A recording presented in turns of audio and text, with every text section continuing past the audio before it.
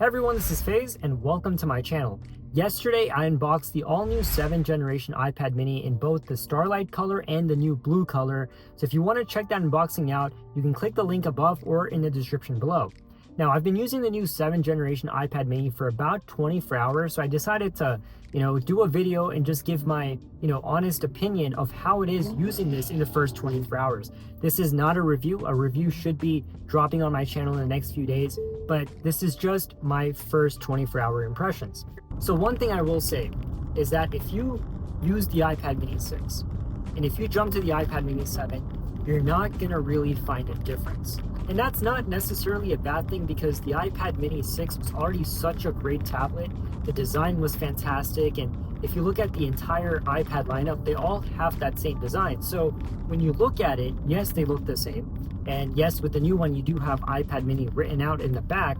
That doesn't make a difference at all. But the design is nice. You do get two new colors. You get a new blue color and an updated purple color. The colors are nice, but that's pretty much it. I wish they offered more colors, similar to what they did with the new iPhone 16 series. But once again, design-wise, it's great. However, it's the display that I'm a little underwhelmed with because I loved the iPad mini 6.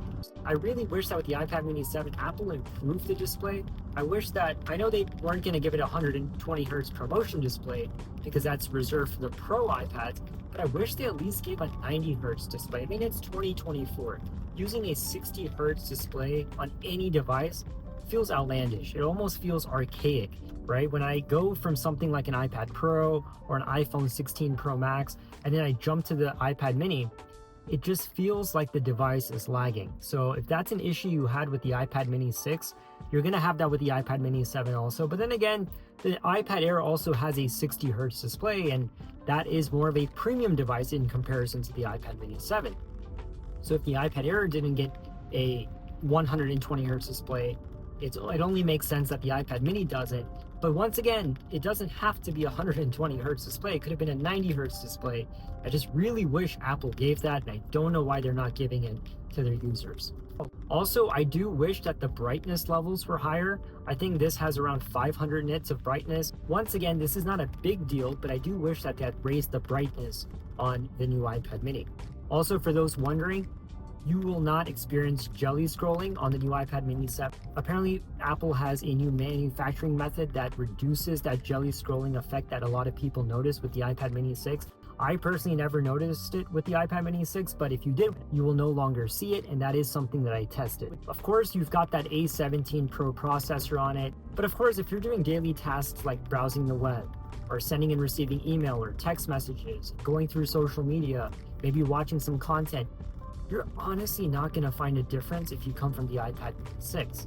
So once again, it's not a huge update from the iPad mini 6. If you have an iPad mini 6 right now, you're probably going to be fine not upgrading to the mini 7 unless, and this is where I have an asterisk, unless you want to future-proof yourself and get Apple Intelligence. Now, with Apple Intelligence, you're going to get a ton of new AI features.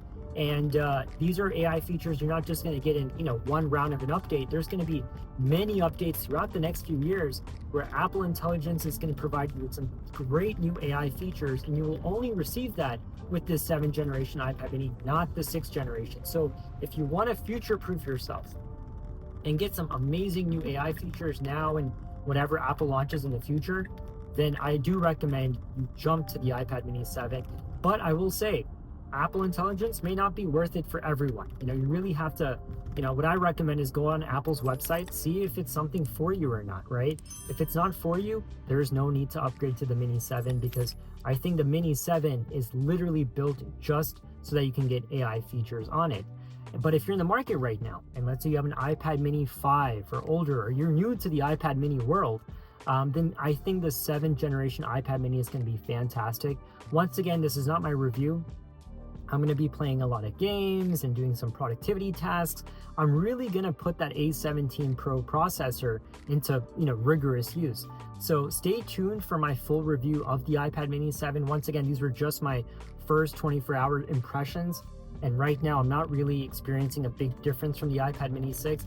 But tonight, I am downloading the new iOS 18.1 update, and we'll get all of the new Apple Intelligence features. So in my review, I'm also going to go over how Apple Intelligence runs on the new iPad mini 7. So of course, subscribe to my channel if you haven't already done so for all things Apple and iPads, and I'll see you next time.